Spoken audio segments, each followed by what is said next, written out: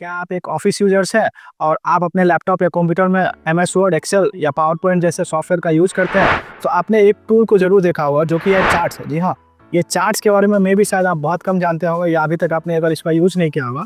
आपको बता दें कि यह एक बहुत ही इंपॉर्टेंट सा टूल है। अगर आप इसका इस्तेमाल करना सीख जाते हैं तो अपने वर्ड, एक्सेल या पावर पॉइंट पीपीटी फाइल को बहुत ही बेहतरीन ढंग से रिप्रेजेंट कर सकते हैं। अगर आप ऑफिस के काम में एक्सपर्ट बनना चाहते हैं तो आपको चार्ट्स का उपयोग करना आना ही चाहिए। शायद बहुत कम लोग हैं जिनको कि पूरा चार्ट्स के बारे में पता रहता है। तो अगर आप आज का यह पूरा वीडियो एंड तक देखते हैं तो चार्ट्स के बारे में आपको बेसिक टू एडवांस सभी जानकारी मिल जाएगा, जिसमें कि हम चार्ट्स क्या है, चार्ट्स का यूज़ कैसे कर सकते हैं प्रैक्टिकल, और चार्ट्स का एलिमेंट्स क्या क्या होता है, इन सभी टॉपिक को पूरा कवर करेंगे।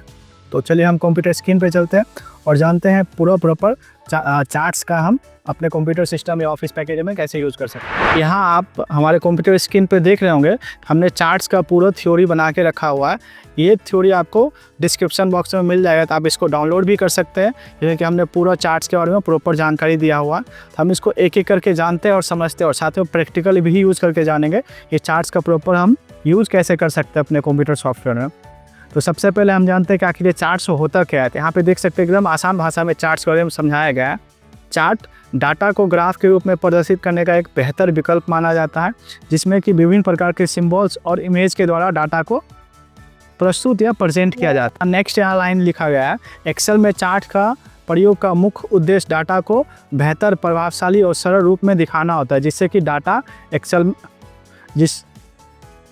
कि डाटा को आसानी से समझा जा सके। चाहे एक्सेल फाइल हो, चाहे एमएस वर्ड फाइल हो या पीपीटी फाइल हो, उसमें आपका कोई डाटा है, उस डाटा को आप डायरेक्ट ना दिखा करके कुछ इमेजेस और आइकन के द्वारा अगर प्रेजेंट करते हैं, उसी को हम लोग चार्ट्स, सिंपल भाषा में बोला जाए तो चार्ट्स बोलते हैं। और चार्ट्स का मेन मकसद ही होता है, अगर हम सीधा समझें, कि किसी भी डाटा को आप बेहतरीन ढंग से किसी के सामने प्रेजेंट कर सकते हैं और लोगों को आसानी से समझा सकते हैं। तो ये चीज़ें बहुत अक्सर ऑफिस का काम में यूज़ होता है कि आपको कहीं बड़ा बड़ा लेंदी सा डाटा को आसानी से समझाना होता है, तो उस टाइम में चार्ट्स हमारा बहुत ही काम का चीज़ है। अब यहाँ पे नीचे में नेक्स्ट पॉइंट अगर आप देखिए तो यहाँ पे लिखा गया है एक्सेल में चार्ट्स का प्रयोग। ये जो एक्सेल में चार्ट्स का प्रयोग जो है, अब ज़्यादातर देखते होंगे बिजनेस में, शेयर मार्केटिंग में, और जो भी कंपनियाँ होती है, बिजनेसेस होते हैं, उनके उतार चढ़ाव, प्रॉफिट एंड लॉसेज में यूज़ किया जाता है, उसके विश्लेषण के लिए प्रयोग किया जाता है। यहाँ पे लास्ट पॉइंट दिया गया है। और हम बात करें एक्सेल में चार्ट्स का, तो एक्सेल में चार्ट्स का कई विकल्प मौजूद है, जिनका चुनाव हम वर्कशीट में डाटा के आधार पर किया जाता है। और आप एक्सेल में चार्ट्स को ओपन करते हैं तो चार्ट्स के अंतर्गत आपको कई सारे ऑप्शन दिखेंगे, कई तरह के चार्ट्स दिखेंगे। तो होता क्या है ना कि हमको अपने डाटा के अनुसार चार्ट्स को सिलेक्ट करना पड़ता है कि कौन सा डाटा के ऊपर कौन सा चार्ट्स का यूज़ किया जाएगा। अभी हम कोई भी एक चार्ट का समझते हैं कि उसके अंदर कौन कौन सा एलिमेंट होता है। तो नेक्स्ट टॉपिक यहाँ पे देख सकते हैं, एलिमेंट्स ऑफ चार्ट। एक चार्ट जो बनता है पूरा इन सब एलिमेंट्स का यूज़ करके बनता है। एक चार्ट्स के अंतर्गत आपको ये सब पोर्शन दिखेंगे, पार्ट दिखेंगे। हम एक एक करके समझते हैं कि चार्ट्स में ये सारे पार्ट होते क्या हैं और किन पार्ट को क्या बोला जाता है, जिनको कि हम आसानी से यहाँ पे समझ सकते हैं कि एलिमेंट्स बोला जाता है। और हम ध्यान से देखिए, सबसे पहले यहाँ पे चार्ट एरिया के बारे में बताएगा। और हम एक चार्ट्स का यहाँ देखिए जो फिगर हमने बनाया हुआ है, आप इस चार्ट्स को समझ जाते हैं तो आपको सारा चीज़ समझ में आ जाएगा कि चार्ट्स के किस भाग को क्या बोला जाता है। तो सबसे पहले देख लीजिए, यहाँ पे एक है चार्ट एरिया। इन चीज़ों को हमने यहाँ हिंदी में भी समझाया हुआ, तो एक एक करके समझते हैं कि चार्ट एरिया क्या होता है। आप इसको पढ़ के समझ सकते हैं। चार्ट एरिया, इस पूरे चार्ट के भाग को चार्ट एरिया बोला जाता है। यहाँ पे देख सकते हैं आप, इंडिकेट किया गया है, ये पूरा जो एंगल है ये पूरा चार्ट एरिया कहलाता है। नेक्स्ट इसी में टॉपिक है चार्ट टाइटल। चार्ट टाइटल, जब आप चार्ट्स बनाते हैं तो इसका जो मेन टाइटल होता है, जिससे कि पता चलता है कि चार्ट्स किस टॉपिक के ऊपर है, किस चीज़ के बारे में बताएगा, उसी चीज़ को आप ही चार्ट टाइटल बोला जाता है। इसी में अगर नेक्स्ट एक एलिमेंट का लीजेंड क्या होता है, यहाँ डाटा का वर्गीकरण करके उसमें अलग अलग रंगों से प्रदर्शित करता है। इससे चार्ट के अंदर दो या दो से अधिक डाटा को अंतर कर पाना आसान हो जाता है। अगर आप कोई मैप वगैरह बनाते होंगे या चार्ट का जब यूज़ करिएगा तो सर राइट साइड में देखिएगा कुछ इंडिकेट किया जाता है कि जो भी चार्ट्स है उसमें जो अलग अलग डाटा रहता है उसको पहचानने के लिए कि इस कलर से या इस तरीके से इस चीज़ को दर्शाएगा। तो इस चीज़ को ना लीजेंड बोला जाता है। आपको ये चीज़ प्रॉपर ध्यान में रखना होगा कि लीजेंड क्या होता है।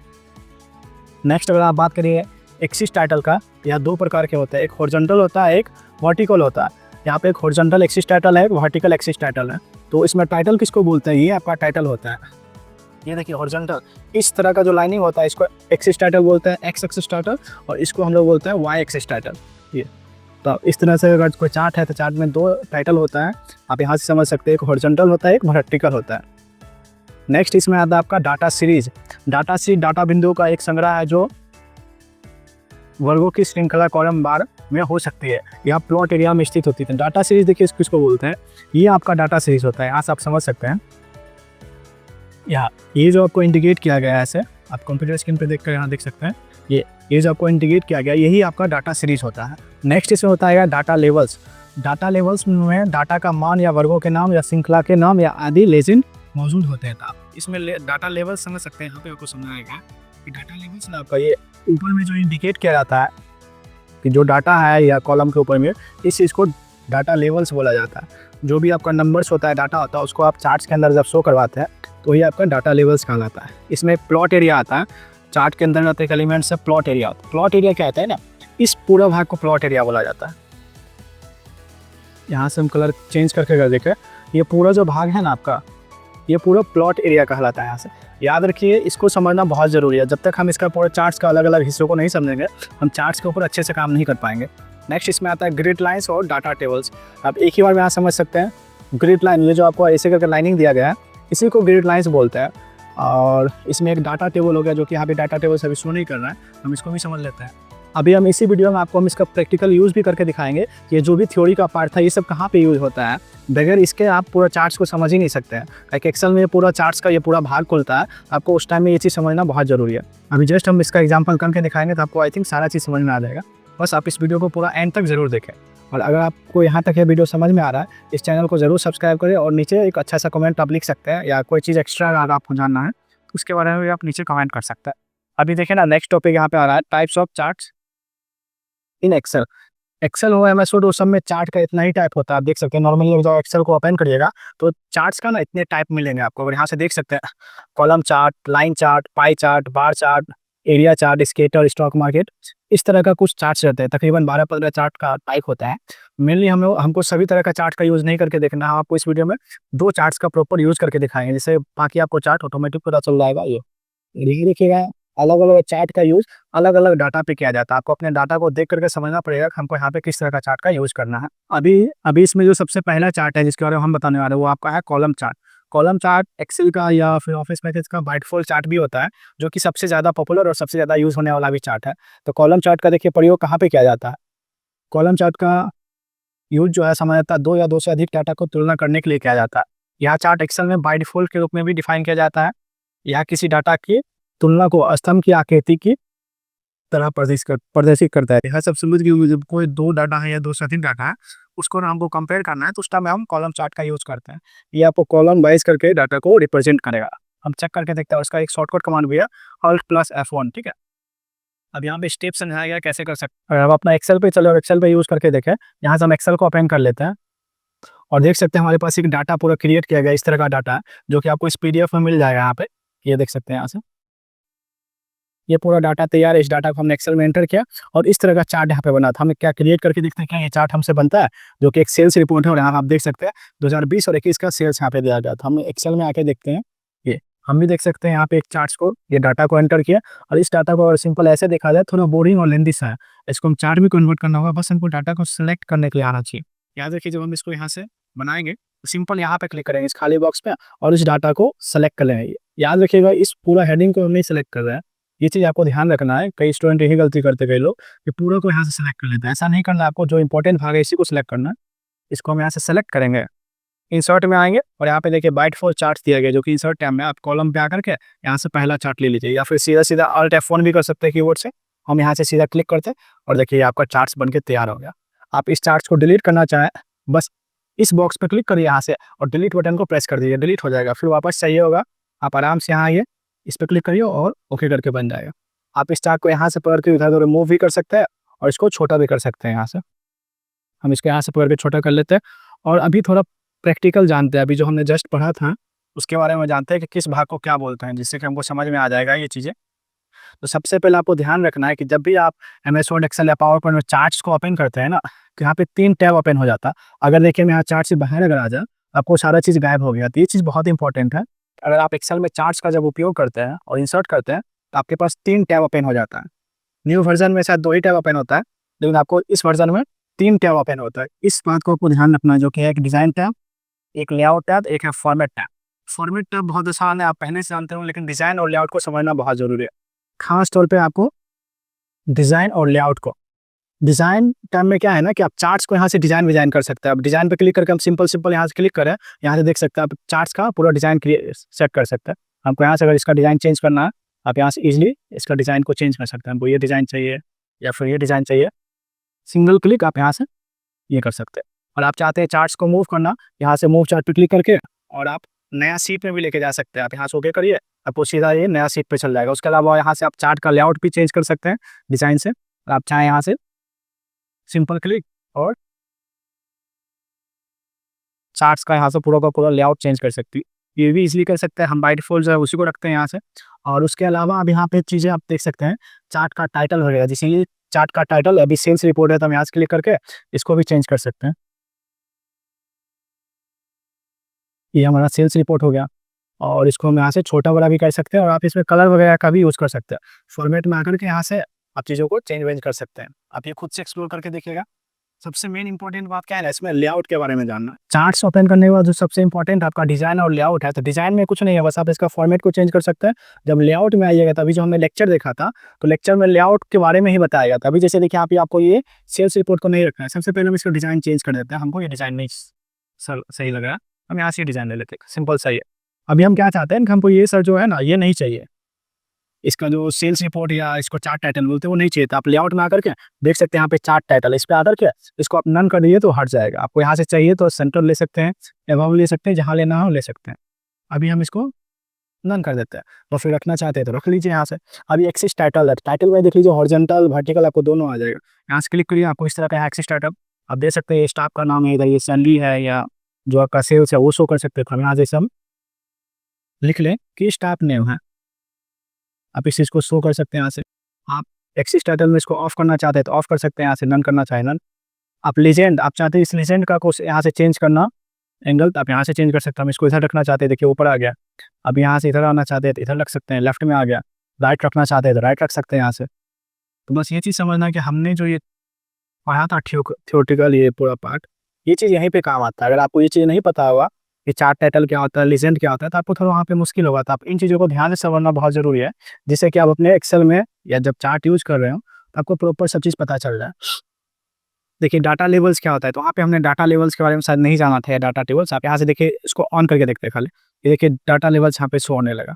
आप इसको इनसाइड बेस करिए तो नीचे दिखने लगेगा, आप इसको आउटसाइड करिए ऊपर दिखने लगेगा। यहाँ से डाटा टेबल नहीं समझाएगा, तो यहाँ से शो डाटा टेबल पे क्लिक करिए तो पूरा डाटा टेबल यहाँ पे दिखने लगता है। आपको इसको रखना है, नहीं रखना है, आप रख सकते हैं। ग्रिड लाइन्स देखिए क्या होता है, इसमें क्लिक करते हैं, आप ग्रिड लाइन्स पतला सा मोटा सा जैसा लेना चाहें यहाँ से ले सकते हैं। ये देखिए पतला पतला ये लाइनिंग आ गया, ये पूरा एक चार्ट का पार्ट होता है, ठीक है।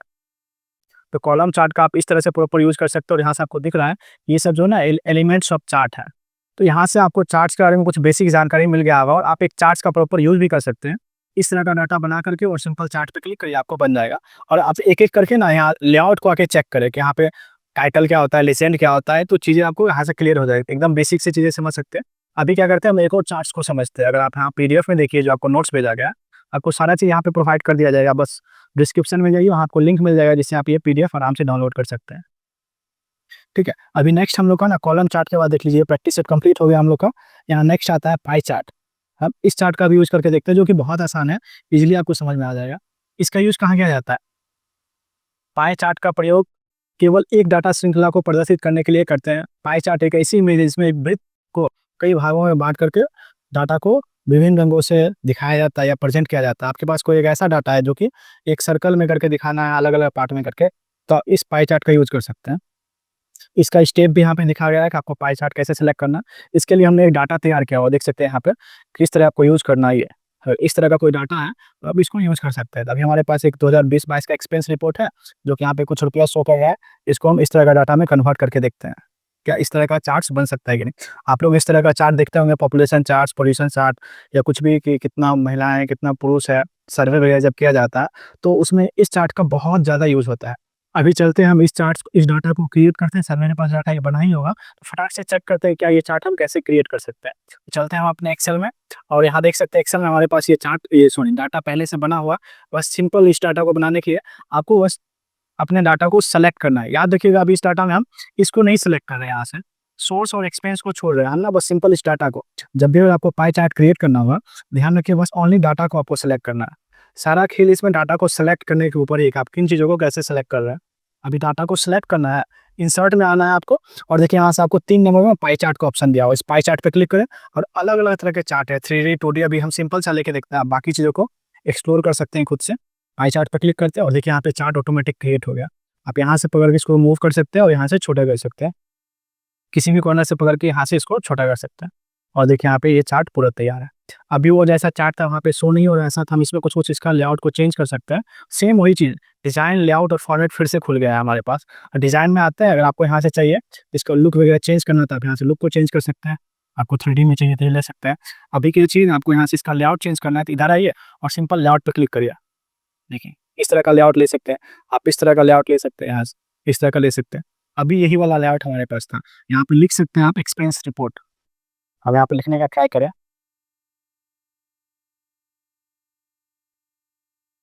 Expense report. यहाँ से देख लीजिए। अभी आपको यहाँ से मूव चार्ट करना, आप चाहते हैं कि पूरा चार्ट को दूसरी शीट पे लेके चला जाए, तो यहाँ से मूव चार्ट पे क्लिक करिए और न्यू शीट पे लेके जाकर के यहाँ पूरा ले। अभी एक ही शीट पे आपका पूरा ये चार्ट शो होगा। किसी को यहाँ आसानी से डाटा को प्रेजेंट कर सकते हैं, किसी भी डाटा को। अब लेआउट चेंज करना है तो सिंपल क्लिक करिए और लेआउट आपका यहाँ से चेंज हो जाएगा। जैसा चाहे लेआउट को रख सकते हैं।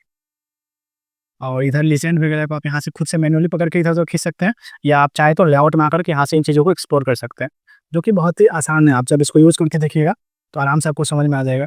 और अगर आप ध्यान से देखें तो ये पूरा चार्ट्स को हमने कंप्लीटली पढ़ लिया है।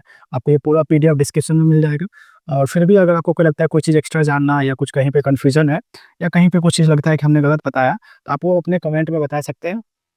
या कुछ एक्स्ट्रा आपको कोई चीज़ जानना है एक्सेल के बारे में, वर्ड के बारे में, तो आप नीचे कमेंट करके ज़रूर दिखाएँ और आप अपना कमेंट ज़रूर करें कि यह वीडियो आपको कैसा लगा। तब तक के लिए इस वीडियो में इतना ही। हम मिलते हैं फिर अपने नेक्स्ट वीडियो में, तब तक के लिए बाय। Thanks for watching.